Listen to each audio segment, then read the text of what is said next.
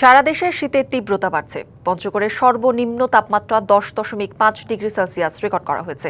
ভোর থেকে পঞ্চগড়ে ঘন কুয়াশায় পথঘাট, তীব্র শীতে নাকাল জনজীবন। ঠাকুরগাঁওয়ে তাপমাত্রা নেমে 11.3 ডিগ্রিতে। রাতভর ঘন কুয়াশায় ঢেকেছিল রাস্তাঘাট ও জনপথ। সকালে ঘন কুয়াশার কারণে সড়কে হেডলাইট জ্বালিয়ে ধীর গতিতে চলে যানবাহন। শীতের তীব্রতা বাড়ায় স্থানীয় বাজারে গরম কাপড়ের চাহিদাও বেড়েছে।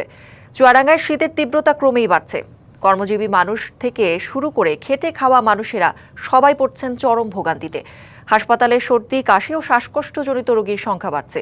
এর বেশিরভাগই শিশু ও বয়স্ক। চিকিৎসকেরা শিশু, বয়স্ক এবং অসুস্থ ব্যক্তিদের সতর্ক থাকার পরামর্শ দিয়েছেন। শিয়া বাটার ও ভিটামিন সমৃদ্ধ লিলি বিউটি সোপ, তারুণ্যময় উজ্জ্বল ত্বকের জন্য। পঞ্চগড়ের সর্বনিম্ন তাপমাত্রা 10.5 ডিগ্রি সেলসিয়াস রেকর্ড করা হয়েছে। সেখানকার আরও খবর জানাতে সরাসরি যুক্ত হচ্ছেন সহকর্মী আবু সালে রায়হান। রায়হান, উত্তরবঙ্গে তো সর্বাগ্রে শীত আসে, তো পঞ্চগড়ের শীত কেমন অনুভূত হচ্ছে এবং জনজীবনের প্রভাব সব মিলিয়ে আমাদের জানাবেন।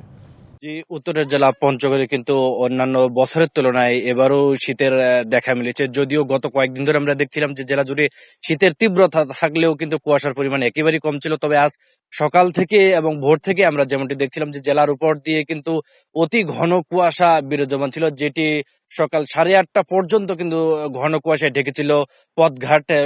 হেডলাইট জ্বালিয়ে মহাসড়কে যানবাহনগুলো চলাচল করেছে। আমরা দেখেছি যে বিভিন্ন নিম্ন আয়ের এবং শ্রেণীপেশার মানুষজন যারা শীত নিবারের জন্য আগুন পোহাচ্ছিল, এছাড়া যারা শ্রমজীবী মানুষজন রয়েছেন তাদেরকে আমরা দেখেছি যে সকালবেলা গায়ে গরম কাপড় জড়িয়ে শীতের এই কুয়াশা উপেক্ষা করে কিন্তু তারা কাজের সন্ধানে তার বের হয়েছেন।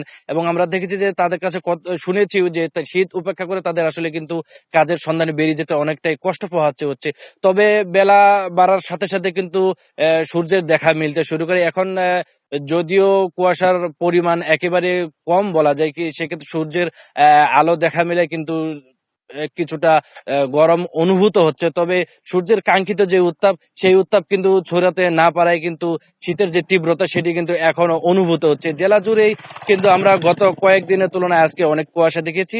তো আবহাওয়া অফিসের সাথে আমরা কথা বলেছি, তারা বলেছেন যে এই চলতি মাসের মাঝামাঝি সময়ে কিন্তু শীতের তীব্রতা আরো বাড়তে পারে। সেই সাথে যে ঘন কুয়াশা এবং হিমেল হাওয়ার যে তীব্রতা সেটি বাড়বে। এবং তারা আরো বলছেন যে শৈত্যপ্রবাহের কিন্তু দেখা মিলতে পারে আরো কয়েকদিনের মধ্য থেকে। আমরা জেলা প্রশাসনের সাথে কথা বলছি, তারা জেলার যারা নিম্ন আয়ের মানুষজন রয়েছেন প্রায় 2 লক্ষাধিক, তাদের যে শীত বস্ত্রের যে প্রয়োজনীয়তা সেই তুলনায় প্রায় 60,000-এর মতো শীত বস্ত্র প্রাথমিকভাবে বরাদ্দ চেয়ে পাঠানো হয়েছে।